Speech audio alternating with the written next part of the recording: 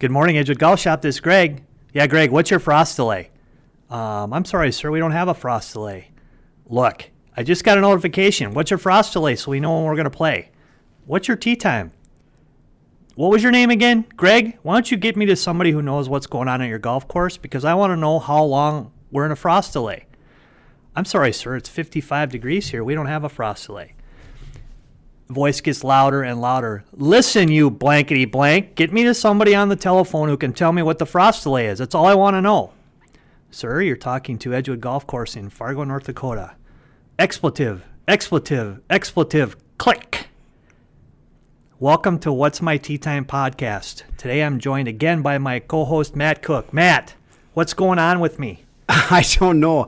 I tell you what, there's a reason why you have a nickname, Black Cloud. You just seem to kind of get all of the individuals that have these crazy tea time requests and stories. I don't know, just some crazy situations. Saturday mornings or Sunday mornings at Edgewood tend to be a little...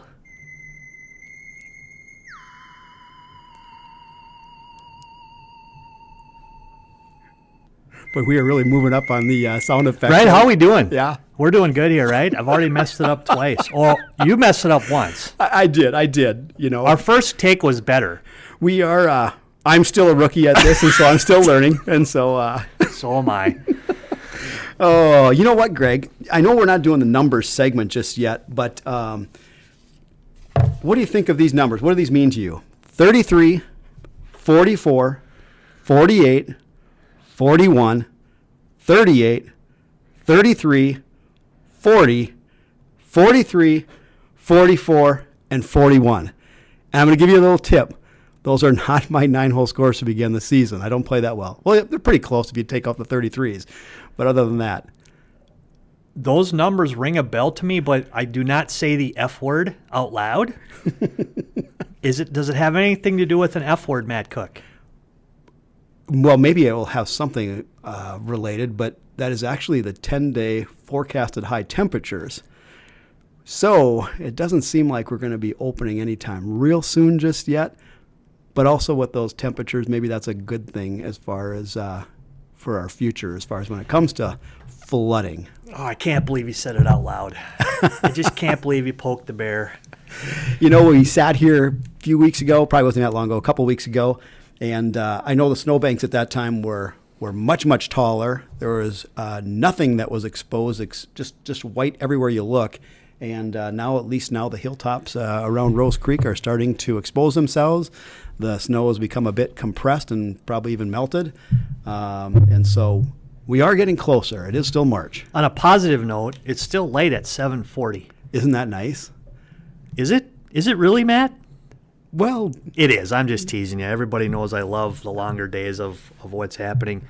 Welcome to What's My Tea Time podcast. Obviously, I'm joined by Matt Cook, the great head golf professional at Rose Creek Golf Course in Fargo.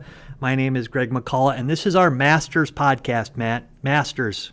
Can you believe Not very far away, is it? No, it's not. You know, and it's different this year, you know, because we just came off the Players' Championship. Yep. And that was kind of a fun event to watch. Rory McIlroy played extremely well in that event. But, you know, this year they've had a little revamping on the tour, you know, and so the majors are all getting squeezed together. So this is kind of like the start of the major season. Like you said, we've got the Masters coming on up.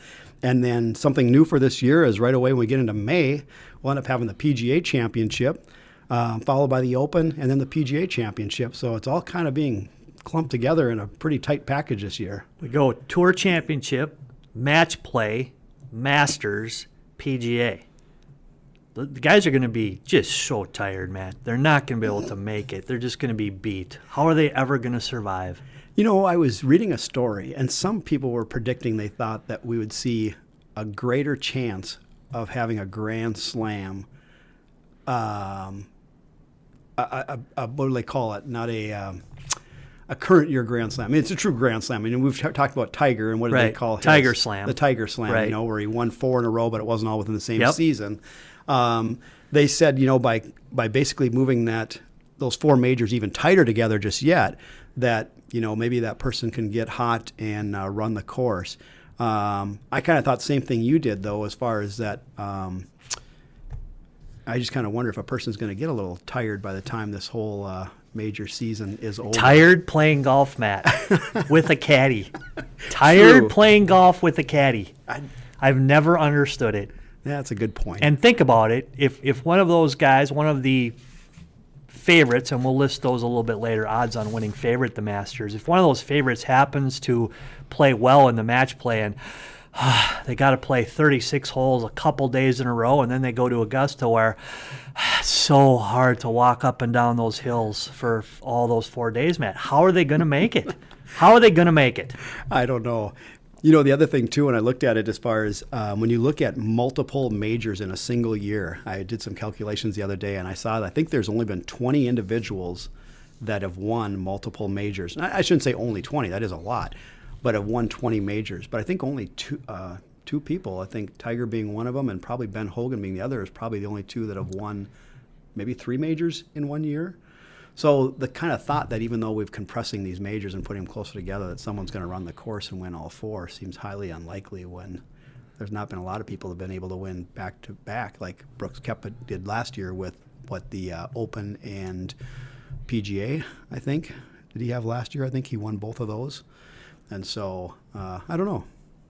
So I, obviously being a Class B small-town kid from North Dakota, never was born with a golden spoon in my mouth, never been to Augusta. Matt, have you been to the Masters? Oh, here we go. Yes, I have been to the Wow, Masters one time. Oh, it's awesome. One time. You know, that's one thing that is kind of a privilege for us as far as that are PGA members. We are have the opportunity to go to the Masters. They allow us access in there. And so I felt at one point, I said, I gotta check this out once. I've heard so many really good things about it. And it was a fabulous experience. In fact, I tell a lot of my golfing friends that are non-PGAs, I said, you know, if you ever, those that are really kind of avid players, I mean, they really appreciate it. I said, you know, if you ever get a chance, I said I would make that trip. If that means that you have to spend $700-800 for a ticket, I would do it one time to say you've been there, because the grounds at Augusta truly are. It's amazing. It's an amazing experience, and the way the tournament's run and everything about it is just, you know, it's just first class, and it's different than other tour events. It really is. Obviously, So you're saying I should try to get off probation so I could actually go? I'm going to make sure that you're going to go sometime in the next few years here. Had to be a great trip, and again, I'm not privy to what it's like, but I've heard good things. I have something in my mind that whenever I talk to anybody that's been to the Masters, the one thing that they talk about that overwhelms them pretty consistently is The what? food prices. I've heard they're very good. Yeah. No. Pimento sandwiches? Am I saying that right? It is. I think pimento sandwiches, you know, the turkey and cheese, you know. And I was joking. I think I know you were going on that. But where was I going? What was the thing that I'm going to think either one of two things. One, either elevation changed because it's hard to tell it on TV. So elevation change was it? It is. You know, and you kind of just joked a little bit ago about, you know, the players having to go to Augusta and walk those hills. So hard. How are we ever going to make it? Oh, my goodness. But I'm telling you what, if I had to go back there this year being a fat 50-year-old, it would be quite a chore for me as far as to cover those grounds. And it is truly amazing how much elevation as far as is on that golf course. When you walk from 10T down to 12, and you look back and you go, wow, that is one big hill.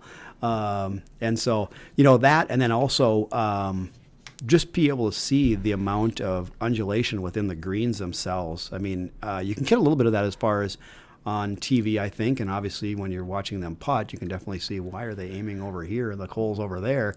But that's pretty crazy too, as far as the amount of undulation and how important, you know, to be able to know those greens and putt well there. So This might be the only tournament where spy satellites are used to see who can tell you the first change that was made on the golf course, because they've made some changes every year now for quite a few years. There's only one change that we know of, obviously, that's pictured and that came out with the distances of golf holes, and that's on hole number 5, a par 4 that they've made 40 yards longer. It's 495 yards now. So I believe it's a little dogleg left, bunkers on the left. I think they backed the tee up to make sure that not everybody could carry the bunkers on the left, so they have to hit it a little bit farther to the right. You've been there, Matt. You know, if you look through the golf course, I think they've left the par fives fairly the same. They've moved them back a little bit. I know that they've purchased some land to move with the possibility or the rumors to move 13T back, but they haven't moved any of the par fives back.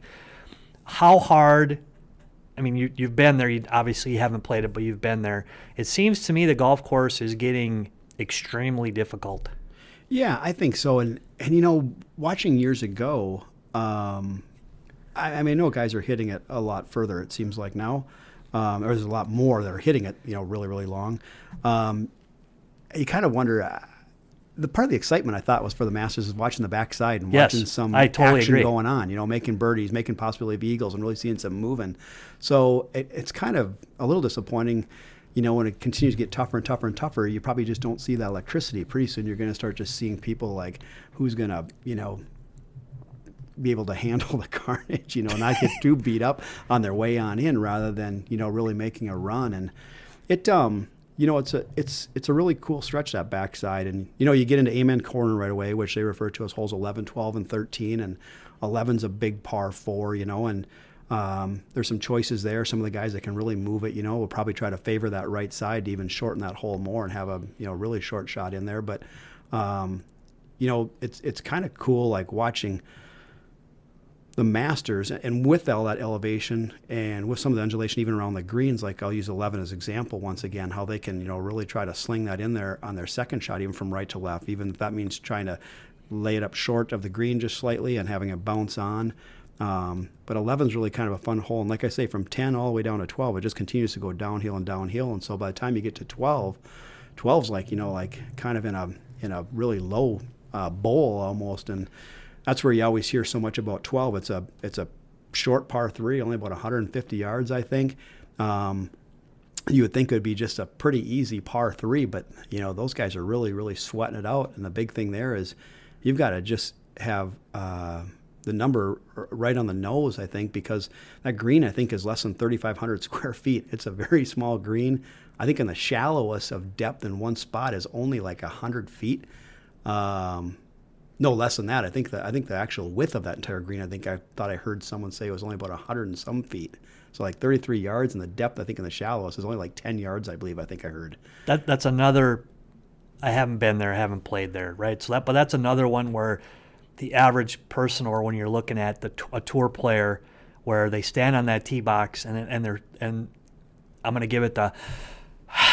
Man, how am I ever going to hit this 140-yard shot on this green? Come on, it's 140 yards. Right. But they do seem to struggle with it, with the wind or the lore or the ghosts or whatever the case might be. I'm not really sure what it is, but for that short of par 3, they seem to really struggle as to what club they need to hit. Right. And you know, you would think any day of the week, if they were standing on the driving range, they're going to be peppering within a couple of feet all day long.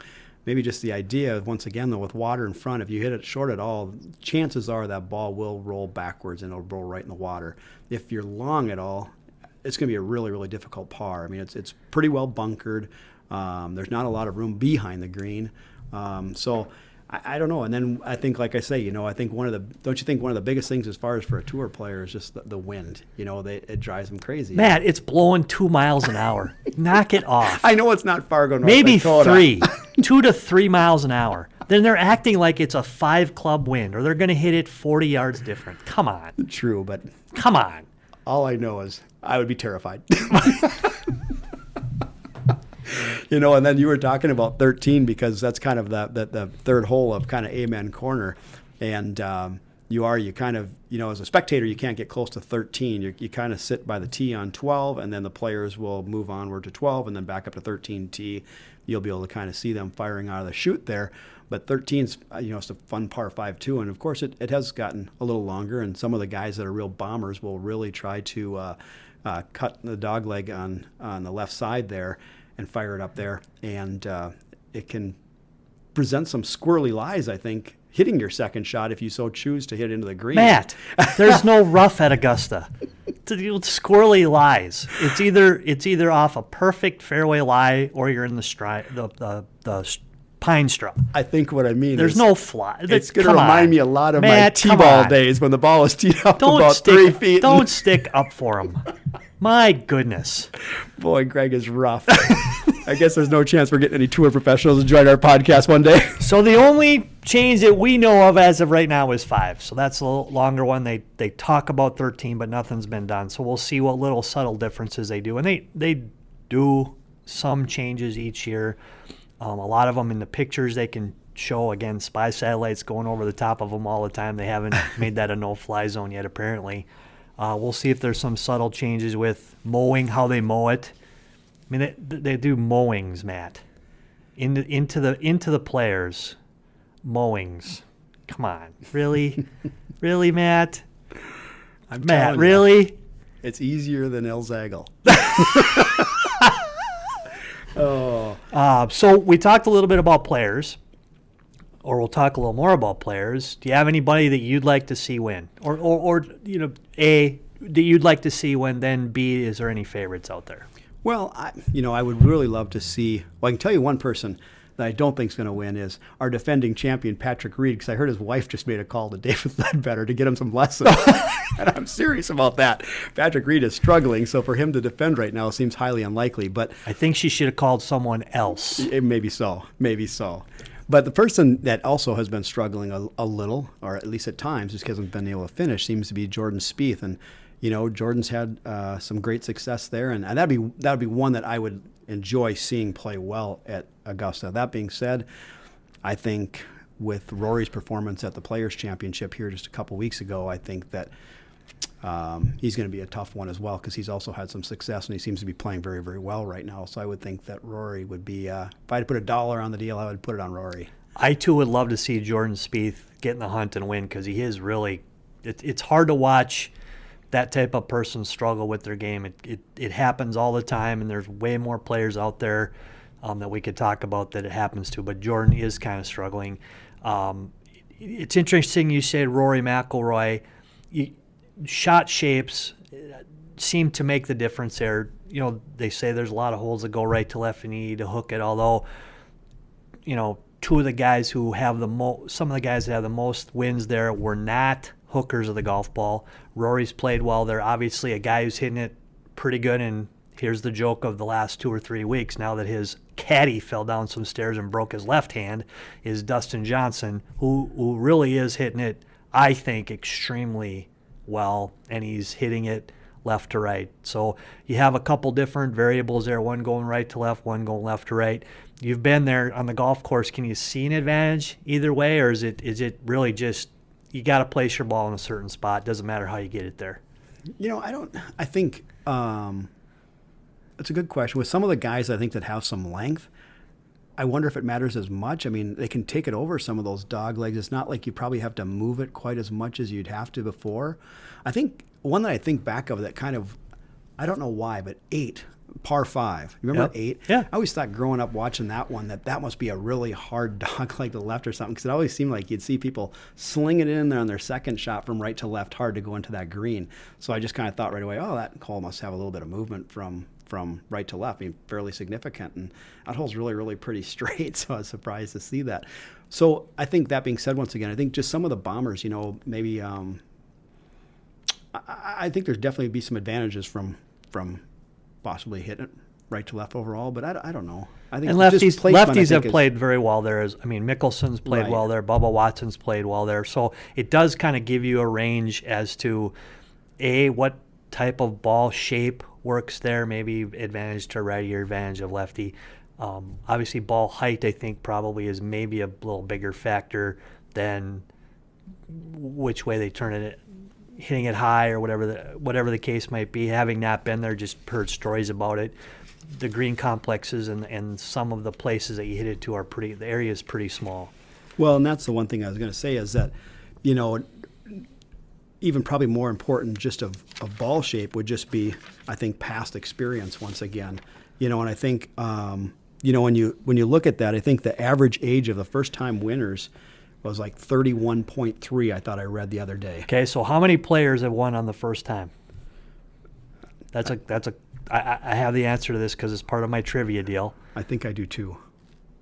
So you know the answer. 52? No. Oh. How many players their first time at Augusta have won? How many times what?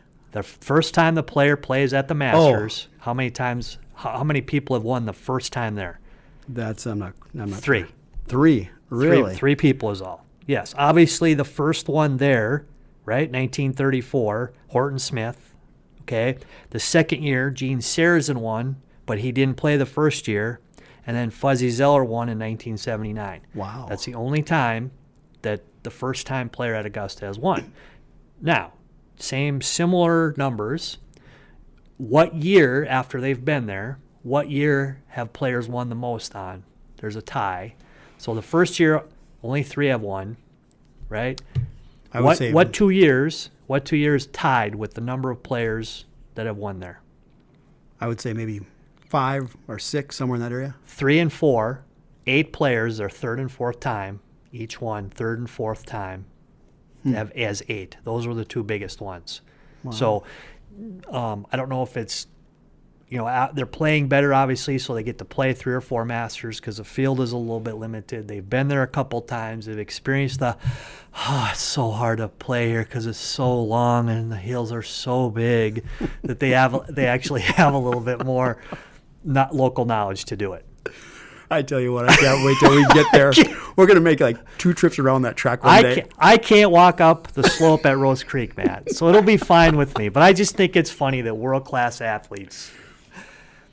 I can see the caddy, but the player, come on. We'll be heading back up that hill on 18, and Greg's Come like, on. AD. Oh, it's 140 yards. I just don't know if I could hit the green with a wedge in my hand. Jeepers. Yeah, I think, placing it off the tee, obviously in play, and the other thing I think is just being able to figure out where you really don't want to miss it on certain greens. I think is going to be so key. And so, like I say, I think experience is a big factor there. And so, yeah, It does seem like a golf course where you're trying to not hit it in the wrong spot.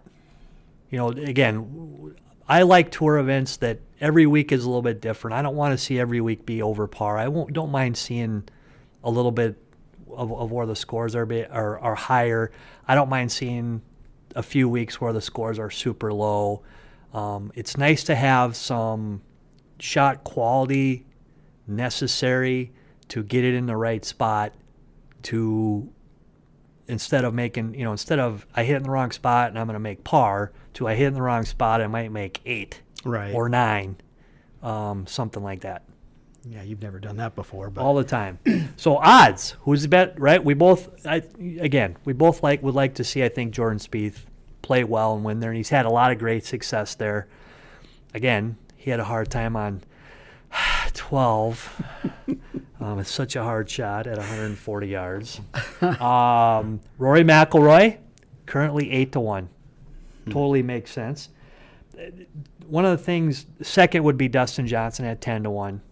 makes sense as well. Then you have Justin Rose at 12-1, tied with Tiger Woods. We haven't talked Tiger Woods yet. Tiger Woods at 12-1. Any chance? Did you have any chance there, Matt?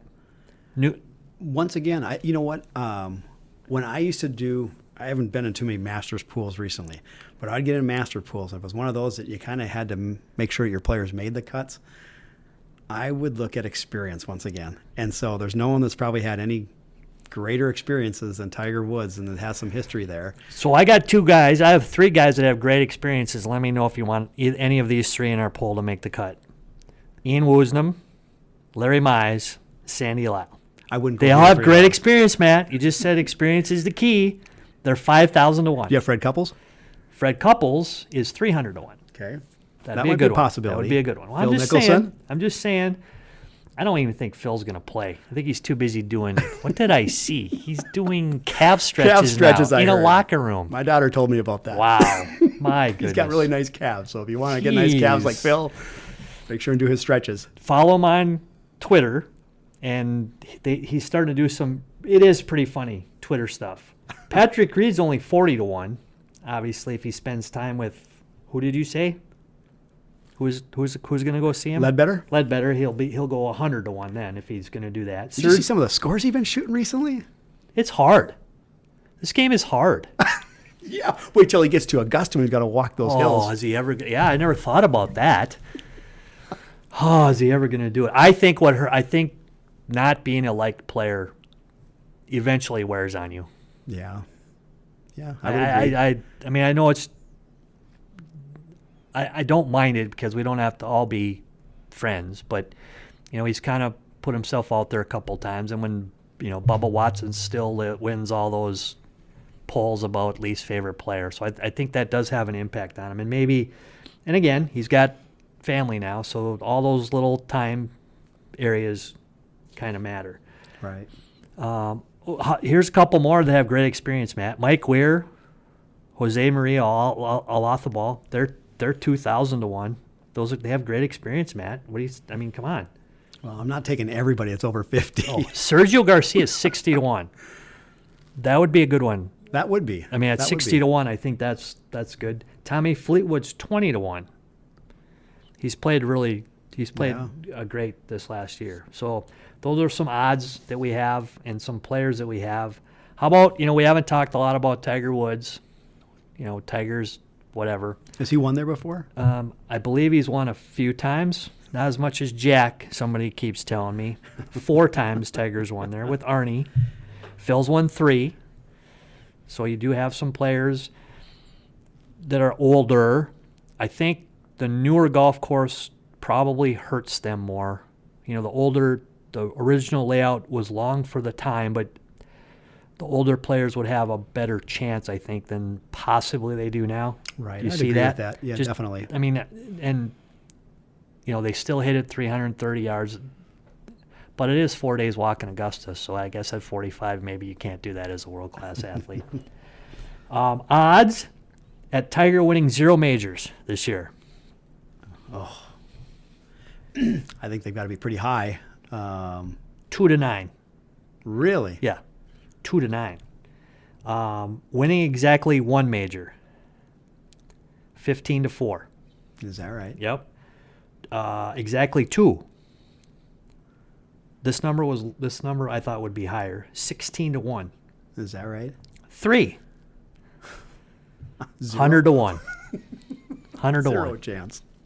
Well, no, it says 100 to 1, Matt. Huh. All 4, Grand Slam. Tiger Woods odds right now to win the Grand Slam. I think they're about. 3 of them was 100 to 1. I would give you the same odds as Tiger winning Well, all 4. That can't be right because he's in all 4. I am in none. Well, that's the thing. I've given no chance. Can't play the senior team. Wow. 500 to 1 Wow. for Tiger to win it all. None? 1? None. 0. Zero chance. How come? Done? I think it's just, once again, I don't think it matters who it is. I think it's just going to be just too difficult to win that Grand Slam. I think there's so many really good players in the field. Not that there hasn't been great players in the past. But I just think the tour is so deep right now. There's just so many really good players. But this tournament doesn't have those players, Matt. There's only 80-some players playing this one. It's not like 144.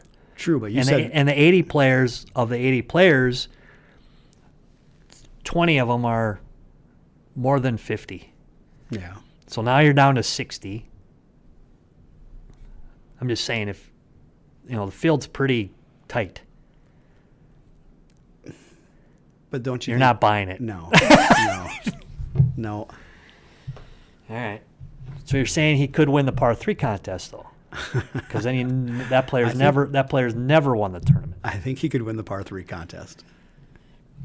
and they can't. None of them can take this week. Well, I shouldn't say that. The 64 guys are not taking this week off because they're playing the match play. I'm trying to think of who won the par 3 last year. I have no idea. I thought someone took it really deep. Was that last year that someone went? I think the Set the last record? few years. Okay. Could be. No, it could be. I mean, just all I remember from last year is Tony Finau dislocating his ankle, I do too. running off the tee box. See, and that's what that course will do to you. That's why it is so difficult. Wow, can you even? You can turn ankles. You could turn an ankle. Jeez. What's the lowest score ever shot at the Masters, Matt? Who's I would got say it? that's probably Tiger that has it. Very good. Is that the year like 97 when he won by like 12 shots, or was that not the? Okay, so Tiger set or tied 26 records that year. 270 is the lowest score. What year was that? Was that Yeah, 97? I think 97, yeah. Wow. So how about most threes? The number 3. The most threes in the tournament, 4 days. 4 days. Most threes for Most 4 threes. days. What is that number? How many threes for 4 days? So if you I'm say going to that say 29. you're close, it's 26. Okay. Obviously, 1997, Tiger Woods. And then another guy that plays exactly like Tiger, Larry Nelson, made 26 threes in one of the tournaments. And Larry did not win. Wow. I think he had a couple whoopies maybe on a couple holes that year. Youngest champ, Tiger Woods. very good. How old? Is he like 21 or 22-ish? 21. Yep. 21 years, 3 months, 14 days. So I started looking up all these records, and TW ends up to be in most of them.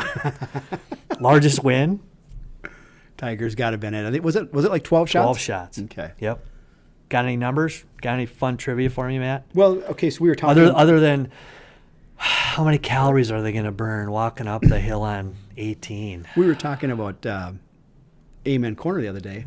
What's the lowest aggregate score? What's the total score? The lowest total score for holes 11, 12, and 13 at Augusta. 7. Ooh, you're real close. 8. 8. Gosh. That is it. Yep. You know, think of it's par 4, par 3, par 5, and so went 3, 2, 3. And most recently that was Paul Casey last year. But it ties actually Raymond Floyd, Dan Pooley, Gene Sowers, Constantino Rocca, and Bob Estes also all accomplished 8 shots in holes 11, 12, and 13. So when they talk about the difficulty of Amen Corner, it's doable. Wow, it's so hard, man. I mean, that par 3 is 140 yards looking right at you. Wind is galing, actually circling at 1 to 3 miles an hour. I just saw my How do notes they now. ever do it? 105 feet wide, 30 feet, not yards, 30 10 yards. feet in depth at the shallowest point. I don't know if Postage stamp, Greg. I Postage hope, stamp. I hope they have a lot of golf balls. I'm not even sure if going a there. Pro V1 fits on that green. Probably not. Man, geez, how are they ever going to make it there? Oh, boy. I'm trying. When was the first Masters tournament? 1934. Wow. Horton Smith. I wonder what the distance was back then. Good question. I've seen pictures more recently, and one of the things about this tournament, if you're a golfer and are into that, you see a lot of pictures of old, of what old 8, 1, 9 look like, of where there's really not a lot of trees at that time. Right. So I think we're going to see we have a lot of we had no tree. We had some. We have a bunch of trees, and then obviously the theme nowadays is to take trees out again. Couple bunkers in couple different spots. But you can really tell not a lot of the golf course has changed routing wise. Sure. Obviously the hard 12th hole with the raised creek in front is similar. It'll be interesting to see what opportunities they have to change the length of it. I don't even know what it plays at to now, but it's getting pretty long. I think they said about a little over 7,400, I think, is what it's got And on their most, site. But you've been there. I have not. I'm not of that ilk to be able to walk on the hollow grass of Augusta. But most tee shots, they say, land up the hill, right? Right, correct. So when before most of the guys, again, correct me if I'm wrong, they started carrying all the hills and knocking it way down there, and they backed the tees up so the ball would land more, at least at the top of the hill or into the face of the hill. Right, I'd agree with that. Yeah. Yeah. Yeah, it's an easy golf course, like I've been saying all along. It's super easy. It's two of my college teammates played there. It was probably 80 or 81, and they played again. That was when the golf course wasn't as long, and they played members tees, and they're both good players. North Dakota State amateur champions. Blah blah blah. They were surprised at the elevation changes, and both of them shot one. But they were surprised at from where they played it from. It was not a difficult golf course.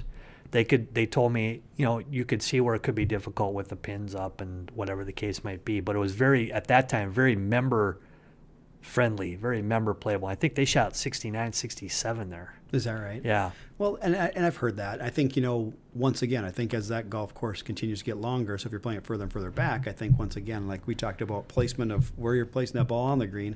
So if you're putting a longer club even in your hands now, once again, I think that's going to be that much more challenging to get that ball in the right placement on the greens. And I don't know what they were playing it as far as, even the speed of the greens at that time, but I would think that maybe it's not. I don't know if the members at Augusta play the same speeds as what they're probably playing it at the time of the Masters, or if it gets significantly quicker. I think at certain times I've heard it's like that, but not a lot. Okay. Both players said they were fast. Right. Don't get me wrong, they were quick, but the ball wouldn't roll necessarily 80 feet or completely off the planet. Although one of the players hit it to the bottom on 9 and didn't take enough club, and the caddy never moved. And the guy was walking up the hill there, and he was waiting to turn around looking for his caddy, and his caddy just stood there, and the ball went by him back down to where he hit it before. So there is some that. But they said it was they had a great time because it doesn't have any at that time didn't have any rough, and it was very member friendly. Right. Which says a lot about a golf course. It can be both. Right. Maybe it can be super member friendly, very playable, but yet, test the greatest players in the world. Yeah. Not only is that golf course, though, like I said, as I mentioned previously, it is a beautiful golf course. It's every bit as beautiful, I think, in person as it is on TV. I mean, you look at how green it is, and it looks like nothing is out of place. And truly, if you're not experiencing a lot of rain or something during that week, it's like that. It's like that throughout the week. The only thing that was a little surprising is that it seems like if you're watching on TV, it seems like there's a ton of color there. And surprisingly, there's not as much color as one would so believe. I mean, there's certain pockets like behind 12 that you see a lot of the flowers and everything like that. But the other course there, is the one that they play the par 3 on, and that itself is a ton of fun, and that would be a treat to play around. And there are some really good holes on that 9-hole layout. Since you seem to be able to get on there, maybe we should do a buddies trip to Augusta National, Matt. Yeah, I'll make some phone calls and Can see you how do that goes. I mean, I think you can swing that. You were there, you were on the site. You should be able to get us on there. Right. No? Yeah, I'll see how that goes. I know the Sand Green Class B guy can't do it, so maybe you can do it. Who does have the most victories then? At the Masters. I'm not really sure. Would it be Mr. Nicholas? Gosh, can you imagine 3 different decades? That's more impressive. 3 different decades. Yeah. I mean, to win that. 63, 65, 66, 72, 75, 86. 6 victories, 3 decades. That's pretty impressive. Very impressive. Very impressive. So who's the oldest winner ever? Oh, I don't know. Same person. Jack Nicklaus. Oh, of course. I was going to say George Archer, but George probably never was there. 46 years. Yeah. 46 years. I remember watching that, 1986. I do too. Remember that putter? Yes. That thing was the response? Yeah, about 12 Well, inches they're getting long. to be that big again. Well, true, but Except this thing that's was from really front to big. back. That was big. And honestly, it didn't look like it was much better than something probably built in their shop class. It was not pretty. I would agree with that. Mark Johnson over at Fargo Country Club had one of those. He had the response. He can putt with every time anything. he made that 3-foot putt, he'd have that putter in the air and his He foot still does raised that. down up. He still does that. I'm sure he does. He still does that. Oh, I just cursed when he got that putter. He was already a good putter. But So do you think, and this is a question that I haven't heard recently, but people are quietly asking, will there be a different set of rules there than they've been playing? Or will the Masters go with the current set of 2019 rules? Will there be anything different, like flag stick in? They were talking about flag stick in. I hadn't heard that at all. That would be kind of disappointing, I think, to a certain degree. I think they'll be the same, personally. Right. I would think so as well. Personally. But they were talking about that, huh? Well, people were wondering if because they are the Masters. They are the Masters. And it is hard to walk around there. But they were wondering, with the greens being one of the major defenses that it has, if leaving the pin in would be an advantage. Well, it'd be especially there. It would be interesting to see if all of a sudden everybody leaves the flag stick in, regardless of the length of putt. Suppose Ernie Els will? Wait, right. Ernie's not playing. That's right. He gave it up. So it'll be interesting to see if they give up, if they do anything different. I don't think they will, but should be a fun week. I think so. It's always one of my favorites. I think it's by far the most favorite tournament I enjoy watching anyway, as far as throughout the year. But yeah. Find your highest definition, biggest TV you can, and just everybody camps out and watches what's going on. Yeah, that would be in my cookie cutter world. That would be my 30-inch high definition TV. Get you on. I'm shaking my head right now. I know you can see me, but I'm shaking my head right now. I tell you. What else is new? You said Amy played this weekend? Amy played, finished tied for 30th, made she birdied 6 of the last 9 or 10, 11, 6 of the last 11 to make the cut. And she shot a couple under each day. They were in Phoenix. It took a lot. She was 10 under and was tied for 30th. So it took a lot. Tom missed the cut by a couple, I think, or 4. I know he was probably pressing to make the cut, so he's got a couple weeks off here to kind of get himself rested. And you had mentioned that was a tournament he had played in quite well last year. Yeah, I think he played really well there last year. That was where he kind of went from, he always kind of hangs around that 120 to 140 range. I think he's 155-ish now, but I think last year he was top 10 there, and that kind of bumped him. That kind of made it so he got to 80th or something like that, and that pretty much sealed it. So very difficult golf course there, probably, again, you got to drive it well. I didn't watch a lot of it, but it seems to be a really hard golf course there. You'd mentioned Ernie Els just briefly talking about leaving the flagstick in, and kind of brings up, maybe some of those not so proud moments on the golf course. Maybe whether it was just some bad decision making, maybe it's just some very poor play or whatever. And Ernie, I think it was, trying to think of what year that was, but that was in the Masters. I think it was his opening hole, and I think he ended up 6-putting from inside 2 feet. Well, most recently, I remember seeing Jeff Maggart, I think, was playing the senior tour here probably only a couple weeks back, and I think he had, was that a 5-putt, I think, and that also wasn't from too far away.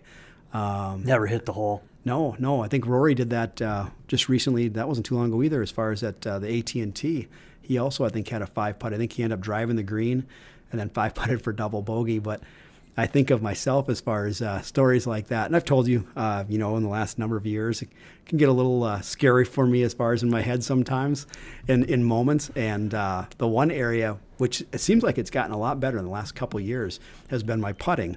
I think I've been able to battle some of the... Putted great in Bandon. Yeah, I did. You were great. I did. I putted well. I think I rolled it really well. I think I was pretty good at my distance control. And even last summer, it was so much better. There was moments, though.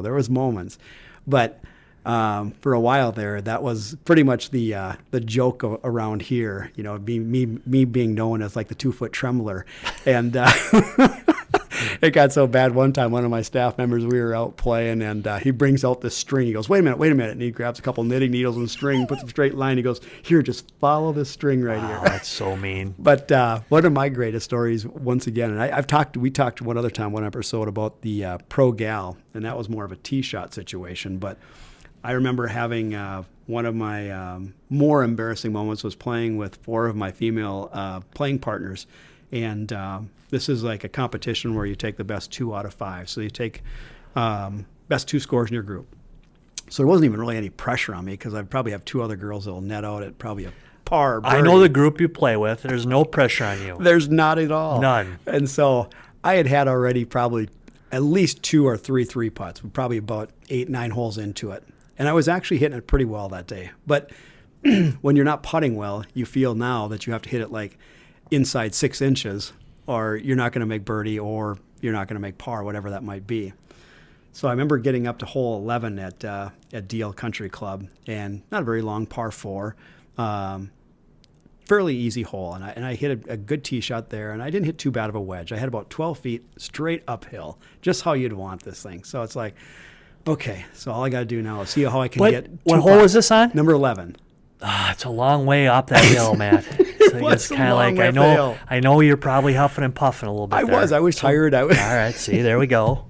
So I've got 12 feet, maybe 15 feet. I'm going to give myself some credit. Maybe it was 15 feet. So anyhow, in my mind by this time, and this is most of summer, I'm thinking, how do I get this close enough so I can two-putt? Okay?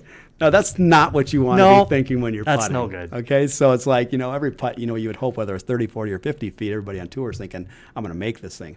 I'm thinking, how do I get this close enough so I can two-putt? So I hit my first putt. I'm going to say it was 12 feet because I don't think it was any longer than that. I might have hit it 7. Okay? Well, you still have an uphiller. I do have an uphill. I know that's what you're going for. I was. So I get up and I hit that 5 foot, and I'm like, goodness sakes, I hit this thing halfway there just about. So I'm going to make sure and get it to the hole. And I do. I hit it. I hit about 3 feet by. Okay, so now I'm back downhill once again. All right. And I hit it past the hole.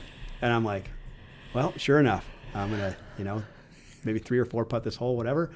So I knock it by. So now I've just putted 3 times. I've got an uphiller once again. Not very long once again. It's probably much more than 2 feet. Missed it once again. All right. Not by much though. So I'm only about 3 or 4 inches beyond the hole. So as I reach across the hole to hit this, I hit it. I'm only like 3 or 4 inches from the hole. So I'm going to tap this thing. And me being really just agile on my toes, I hit this back. It hits me. It hits my foot. I've got 1 foot up in the air as I'm reaching for this. I try to knock it back across the hole. It hits me. So now at that time, I've got a 1-stroke penalty, and I got to release that ball. I think I went from having like I say, 12, 15 feet max as far as birdie putt. And I don't remember what I walked away with. It was like an 8 or something. I made like triple or quad or something like that. And so that was probably one of my more embarrassing moments. But when I was thinking of Jeff Maggard, I thought, man, it even happens to the pros. You have to be able to laugh at yourself, although those are times where you really can't. But it can be a really just frustrating game. I was looking for an adult beverage very quickly. Frustrating. Didn't get one, but you're all the way up to Powerades now. So is that an adult beverage? You went from water to Powerades? Is that kind of your definition?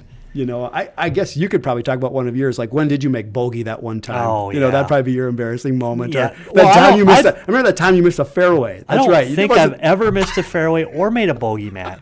So, Exactly. My most embarrassing moment might be a birdie or par I made somewhere. Probably so. No. Probably made par in a very easy hole. The most embarrassed I ever was on a golf course was in college. We played, the U of M had an invitational that we played, and it was at Les Bolstead. I think I was probably a junior, I think, because I had played a couple of years, so I was nervous, but I wasn't scared to death like I normally was at a college event because I didn't want to wreck our team score. And I got the laterals.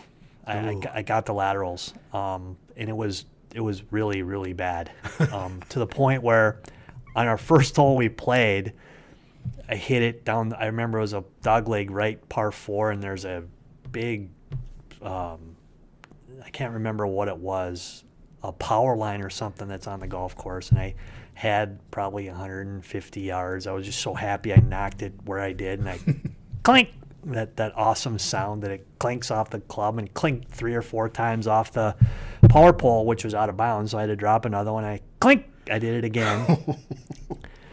So I was like, yeah, this is probably not good. And obviously my playing competitors went from standing on the right of me to standing on the left of me. And I clinked it again.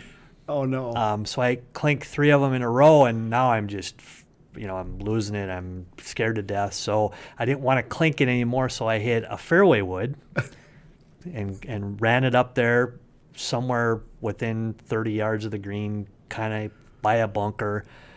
So I obviously was a little upset and got up there and go, okay, this is a totally different animal. Clinked it to the right. Got up there again and tried to stand about 8 feet away from the ball and clinked it again.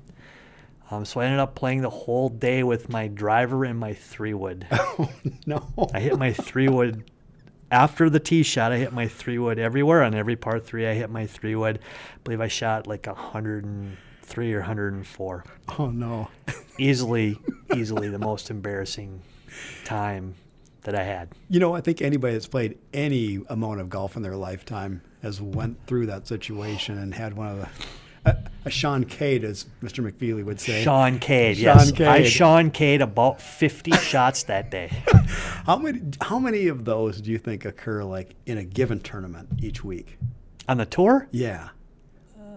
I would say 1 to 3. Okay, that's what I was wondering. I mean, we talked previously in a previous episode about Ricky Fowler. Yep. He had one earlier, and that's when he had taken his unfortunate drop. But I was just kind of curious. Of course, you're not going to see them on television, likely, Unless it's one of those guys on a Thursday, Friday. Right. Or see it in a tweet because everybody thinks it's funny. Right. Or because it hits somebody in the head. All those great things that happen. So it'd be interesting to see if it just if it even happens once a tournament or.